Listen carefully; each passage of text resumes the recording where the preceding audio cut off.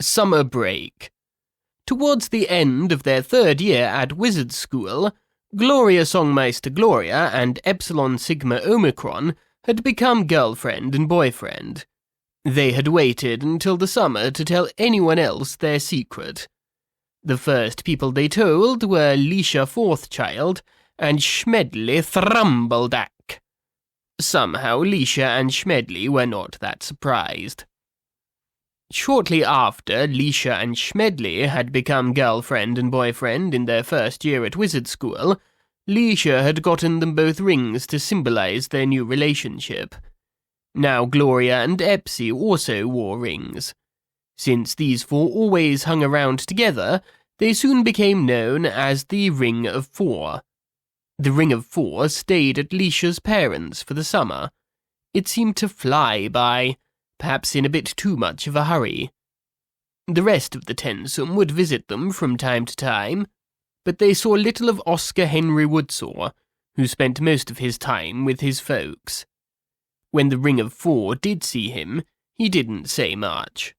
Oscar Henry never brought the Tomtons with him, those magical creatures who are even more gentle than Oscar Henry, and he never brought his hobo friends Duosity Lemon and Hobo Sam. Oscar Henry never said why he didn't bring the Tomtons. He never said why the hobos didn't come, and nobody wanted to pry. Billy James Gregshaw William Elib V would visit from time to time, always descending as if in a cloud. The cloud was formed by the breath of the dragons who accompanied him. They made their cloud big enough so that they wouldn't be noticed.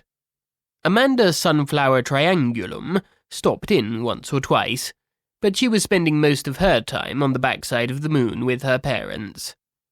Jeannie Malloy came by fairly often, and when she did, Sydney Rather Nottingham and Buster 10 Syllables came with her.